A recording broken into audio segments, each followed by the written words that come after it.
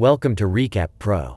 Today I'm gonna explain third and fourth episodes of a Korean drama called All of Us Are Dead. Spoilers incoming. The episode begins with Jae-ik asking Byung-chan about the virus he started. The detective asks him why he did it, to which Byung-chan counter if he has kids. As he tries to explain, someone opens the door to inform him that there's a code red and the police chief is calling everyone. Before he leaves, Byung-chan tells him that it's too late and there's no hope for survival. Soo-hyuk makes his way across the window ledge and happens across Chung-san, who's been tackled by a zombie out the window. Fortunately, the boy successfully grabs onto the hose. Soo-hyuk calls his attention to kick off the zombie still holding onto his feet. He exclaims that he'll help and Chung-san tells him not to, but the other boy ignores him. When Soo-hyuk looks up, a zombie's trying to reach for him. It dives for him, which forces him to jump and reach for the hose Chung-san is holding onto as well. While climbing down Chung-san's back, Soo-hyuk kicks off the zombie that was holding onto the other boy's ankle. They get in the broadcasting room safely after. The group with Sun-hwa tries to figure out what to do next. An-jo tells them that Hyeon-ju's hand was cold and so was Isaac. She asks what if Hyeon-ju was the cause of whatever was happening, which spells trouble since she was taken to the hospital. Jun-young realizes that there's a computer inside the room and immediately checks if they're able to connect to the internet. On her way home, Hee-soo almost gets hit by a police car. Someone helps her up while people check inside the car. An infected woman falls off of it and starts attacking people. The bitten ones start turning almost immediately. Hee-soo runs back to the comfort room where she gave birth to get her baby who she had left earlier. Back at the broadcasting room, the group finds a zombie hanging from the hose they were using earlier. Chung-san's the closest to her, so he grabs a mop to push her off. But the boy's unable to kill the zombie, so Soo-hyuk grabs the broken off mop from him to stab the zombie with it. However, the zombie is still alive and fighting. Desperate, Jeong-soo grabs the only computer in the room and hurls it towards the zombie, who finally falls. Jeong-su's bleeding from his nose. The group, especially Na-yeon, begins to suspect he was bitten. He defends himself, stating that Soo-hyuk had hit him with the mop earlier and the scratch on his hand was from when he threw the computer. Chung-san checks his hand and announces that it's really only a scratch. The rest of the boys check and agree that it's definitely just a scratch. To reassure Na-yeon and the rest of the group, Sun-hwa suggests that Jeong-soo stays in the broadcasting booth for a full 10 minutes to prove that he's not infected. He refuses initially, but Sun-hwa pleads for him to ease everyone's worry. Chung-san points out if they do it, no one will want to step up the next time. Sun-hwa agrees but argues that they need to do it so they can trust each other. Wanting the bickering to end, Jeong-soo enters the broadcasting booth and throws his middle finger at Dae-soo, who offers to accompany him. After 30 minutes, Chung-san calls Jeong-soo back in, but the other boy is stubborn and insists that he'll stay the full hour to prove that he's not infected. Chung-san offers to talk to him, but Ji-min mentions that Jeong-soo is adamant because of Na-yeon. She contends that it wasn't just her who thought Jeong-soo was infected. Ji-min agrees but asserts that at least they didn't insult him. Sun-hwa reminds Na-yeon of her promise to apologize after. She acquiesces and enters the broadcasting booth. The group watches as the two make up. However, it doesn't go as expected. She tells him that she has always looked down on him and believes that he deserves it. She insults him again and tells him that she hopes he never comes out of the room. As the girls admonish Na-yeon, she mentions that she was right as Jeong-soo starts to spasm. It seems he's turning. Jeong-soo attempts to leave to save the others but has turned completely before he can. Chung-san distracts the other boy by whistling their favorite tune, Auld Lang Syne, and baiting him to jump out the window. Hee-soo is running down the street with zombies everywhere. She doesn't know where to go and lifts her arm up. We see that she's been bitten. She hides her baby in the first store she finds, coincidentally Chung-san's chicken restaurant, and then begins to turn. She barricades the only entry point and ties herself far from the baby. The baby's crying, but since Hee-soo locked the door and tied herself, the baby should be fine. As Na-yeon bragged that she was right about Jeong-soo, Nam-ra tells her that she saw everything. It turns out as Sun-hwa was talking to Jeong-soo to convince him to come out, Na-yeon had taken her handkerchief and cleaned the zombie bloodied mop with it. She denies this, but Nam-ra continues that she saw her wipe that same handkerchief on Jeong-su's scratches. Na Yin denounces this, so Nam Ra challenges her to give the handkerchief up, which she refuses. Fed up, Na Yin throws the handkerchief at Nam Ra. She asks if it's really just Jiang Su's blood, and Na Yin scoffs, asking her if she doesn't know what blood looks like. Nam Ra dares her to rub the handkerchief against her own wound. She finally gives in and asks them why they think Jiang Su's better than her. She doesn't admit it outright, but the group now knows she purposefully infected him. She reiterates that she didn't kill him since technically he's still alive, just a zombie. In his anger, Chung San pushes her and calls her a murderer. The group looks at her in disgust as she cries. She willingly leaves. Sun Hua tells the others to stay alive and not to turn on each other, then leaves the room to chase after Na Yin. Orangiberish, a YouTuber, vlog his travel to Hyacinth to prove if the zombie rumors are true. He shows that it's hard to get into the city with cars trying to get inside stuck in traffic. He decides to hike to get into the city instead. His next footage is of him running away from zombies. It's already dark and he hides behind a car as he discloses that the zombies are aggressive. Anzhou checks on Chung San, especially the hand he had used to punch a locker. Meanwhile, Ji Yun arrives at the school ground and sees zombie Jiang Su. Not realizing that he has already turned, she excitedly runs up to him.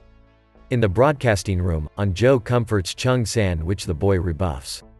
She shares that she felt like she lost the whole world when Isaac was gone. Sadly, Ji Yun is attacked by zombie Jiang Su and the others outside. She cries out for Chung San. Chung San mentions that they didn't hear anything after Na Yin and Sun Hua left the broadcasting room, which he finds strange. Dae Su guesses that they didn't die since if they were eaten, they would have screamed. Ji Min asks if Na Yin should be alive and Jun Young asks her to explain. She reminds them that she's a murderer and walked out on her own. Wu Jin argues if Sun Hua should die as well, but Ji Min asks him if that's their fault. She disputes that nobody had forced them to leave the safety of the room, but they chose to do so. Why should they feel bad for it? On the rooftop, Eun Ji tells Chul Su that she was right and nobody cared about anyone in the school, or else someone would have come for them already. She declares that she really hopes the school burns down until there's nothing left. Chul Su reiterates that someone just has to come. He echoes Eun Ji's sentiment about everyone burning. She asks if he wants to die too. He disagrees and reveals that he knows she wants to live badly. So badly that she wants to die. So Ju excuses himself as he wants to check on Anzhou. Eun Hee refuses because they need him. He tells her that his daughter needs him more and is willing to risk his life. She argues that he's a firefighter and she's a politician, and the hardest time for them is now because they have to think about saving the most people and not those who are precious to them. Gi Nam escapes the cafeteria and finds a bike next to a school building. He heads for it and gets chased by the zombies. He gets on the bike and finds out immediately that the chain is broken, so he abandons it to make a run for it. He gets inside the building and heads for an unlocked room, which turns out to be the principal's office. Jaeik returns to the room where they're holding Byung Chan and presses him to spill everything he knows about what's going on outside. He questions his intention and Byung Chan smirks because he wanted to tell it before but no one wanted to listen. He narrates that he found out about Jin Su's bullying when the boy was hospitalized after an attempt on his own life. An investigation was done, but the victims were so afraid of retaliation they denied it. Police inform Byung Chan that nothing will be done to the bullies since it's hard to prove what happened. Byung Chan and his wife had Jin Su transfer, but the boys kept finding him. One night, Jin Su comes home all wet. Byung Chan reprimands him for not fighting back and Jin Su confesses that he just wants to die as he thinks it'll be easier. This is why he tried to experiment on Jin Su but had realized too late that he created a monster instead. As they're evacuating, the zombies have reached the police station. For a moment, Byung Chan was happy but quickly realizes that this wasn't what he wanted. He saves Jaeik but gets bitten instead. He instructs Jaeik to go to the school and retrieve his laptop as the solution should be in there. He holds off as many zombies as he can and orders for the other man to leave. Mi Jin asks Ha Ri what she wants to do and she finally admits that it's time for them to leave since it seems like no one's coming. Ha Ri informs them that she's going to the second floor first to check on her younger brother. She tells Mi Jin to come if she wants, then leaves with Min Jae. With no choice, Mi Jin and Jun Seong follow after. The group in the broadcasting room debate on what they're going to do next. Chung San asks Nam Ra if she wants them to grasp the situation before taking action. She agrees. He suggests that for them to know more about the situation they can go online with a phone. Soo Hyuk points out the obvious that they don't have one. He reminds them that there are phones in the teacher's office. Eun-ji fights Chul-soo after the boy tells her that Gi-nam scheduled an illicit photo of her to automatically post at 9 in the morning that day. Gi-nam had demanded Chul-soo to pay, which he was going to do, but then the zombies happened. Eun-ji tries to jump again, but Chul-soo points out that whether or not she dies, the video will still be posted. Eun-ji decides to leave and look for Gi-nam's phone instead. She asks Chul-soo to come with. Whether he was willing or not, he was still an accomplice. He tells her that they'll die if they go. She comments that he doesn't have the courage to live or to die. She leaves and he doesn't follow. Chung San and Soo Hyuk leave the broadcasting room as well to retrieve a phone. They move along the window ledge on their way to the teacher's office. Chung San asks him why he keeps on following. Soo Hyuk asks him who else does he have. Eun-ji runs for the office but quickly gets caught by zombies. She crawls forward despite being buried underneath all the zombies and cries out as they bite her. They leave her alone for some reason and she continues on to enter the teacher's office. The other two find Eun-ji destroying each and every phone she could get her hands on. They find one she missed and Chung San goes for it. Eun-ji sees him and threatens to kill him as she jumps to grab the phone from him. Soo Hyuk pushes her back and Chung San looks for another phone they can use. They split up with Chung San running down the hallway and Soo Hyuk climbing out the window. The principal wakes Gi-nam up, hands his car keys, and instructs him to go to the parking lot and bring the car around. He refuses. The principal reprimands him and tells him to listen to him. Gi-nam just reiterates that he doesn't want to. After fighting through a horde, Soju, Yu-sin as well as Eun-hee and her assembly successfully reach the rooftop. They light smoke signals and a helicopter heads towards them. Chung San is fighting for his life as he runs through the building trying to avoid zombies. He runs inside the principal's office for safety and finds Gi-nam hog tying the principal. Chung San tells him to let the principal go, which the other boy refuses.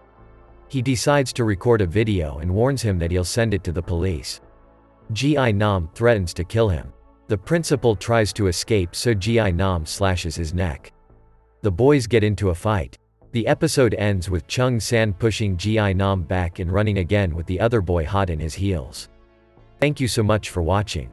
If you enjoyed this video, please hit the like button and also subscribe my channel for more videos like this. See you on the next episode.